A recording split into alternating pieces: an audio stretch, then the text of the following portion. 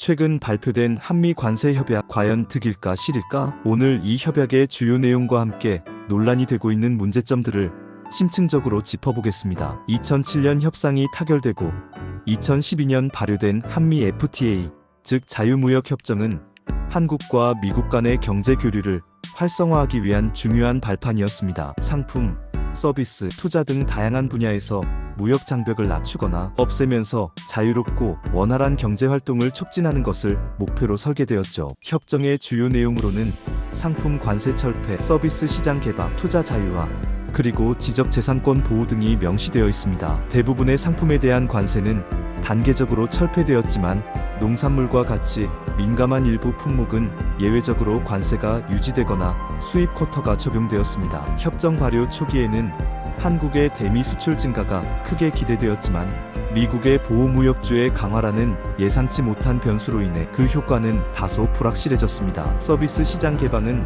법률, 의료, 교육 등 다양한 분야에서 미국 기업의 진출 확대로 이어졌습니다. 긍정적인 측면도 있지만 일각에서는 공공서비스의 민영화, 심화나 의료비 상승에 대한 우려도 끊임없이 제기되었습니다. 특히 투자자 마이너스 국가 분쟁 해결 제도, 즉 ISD 조항은 협정의 가장 뜨거운 논란거리 중 하나였습니다. 이 조항은 외국 투자자가 투자 유치국의 정책이나 법규로 인해 직접적이고 심각한 손해를 입었을 경우 국제중재를 통해 공정하고 객관적인 손해배상을 청구할 수 있도록 보장합니다. 하지만 정부의 정책 결정 자율성을 지나치게 침해하고 공공의 이익을 위한 정책 추진을 위축시킬 수 있다는 비판이 학계와 시민단체를 중심으로 끊임없이 제기되었습니다. 지적재산권 보호 강화는 의약품 특허 연장 및 복제, 약품 판매 제한 강화로 이어질 수 있다는 우려를 낳았습니다. 이는 결과적으로 국민들의 의료 접근성을 낮추고 건강권을 침해할 수 있다는 지적이 있습니다. 긍정적인 효과 또한 간과할 수 없습니다. FTA 발효 후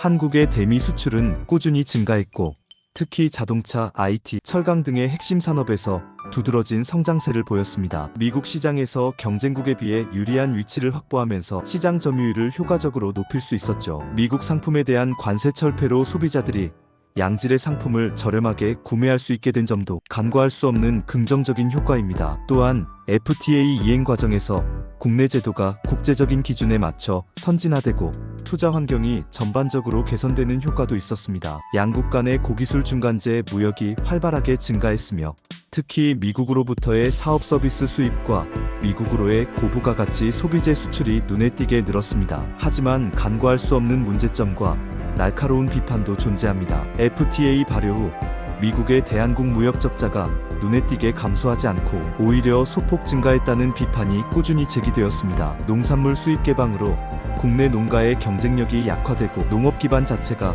붕괴될 수 있다는 우려도 있었습니다. 물론 여러 연구 결과에 따르면 실제로는 우려와 달리 피해가 제한적이었다는 분석도 있지만 여전히 농업계는 매우 민감하게 반응하는 부분입니다. ISD 조항은 정부 정책의 자율성을 심각하게 침해하고 공공의 이익을 위한 정책 시행을 어렵게 만들 수 있다는 비판은 여전히 유효합니다. 트럼프 행정부 이후 미국의 보호무역주의가 강화되면서 한미 FTA의 혜택이 감소하고 한국 경제에 부정적인 영향을 미칠 수 있다는 우려도 커지고 있습니다. 최근 한미 관세 협상에서 한국은 미국의 상당한 규모의 투자 및 에너지 구매를 약속하고 상호 관세를 점진적으로 인하하기로 합의했습니다. 하지만 일각에서는 한국이 지나치게 과도한 양보를 했다는 비판이 제기되고 있으며 특히 자동차 관세 인하로 인해 한국 자동차 산업의 장기적인 경쟁력이 약화될 수 있다는 우려가 팽배합니다. 더욱이 트럼프 행정부는 한국에 대한 관세율을 추가적으로 인상하려는 움직임을 보이기도 했습니다. 최근 협상에서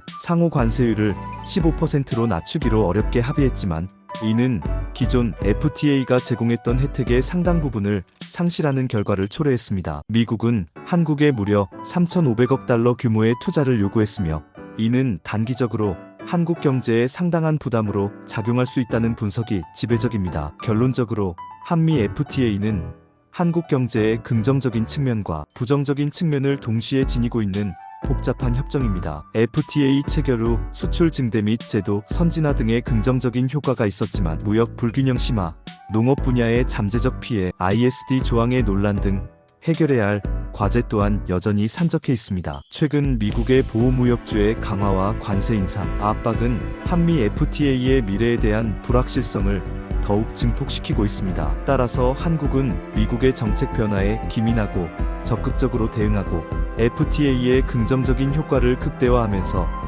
잠재적인 부정적 영향을 최소화하기 위한 다각적인 노력을 기울여야 할 것입니다. 복잡하게 얽힌 이해관계 속에서 한국 경제의 지속 가능한 성장을 위한 현명하고 균형 잡힌 판단이 그 어느 때보다 필요한 중요한 시점입니다.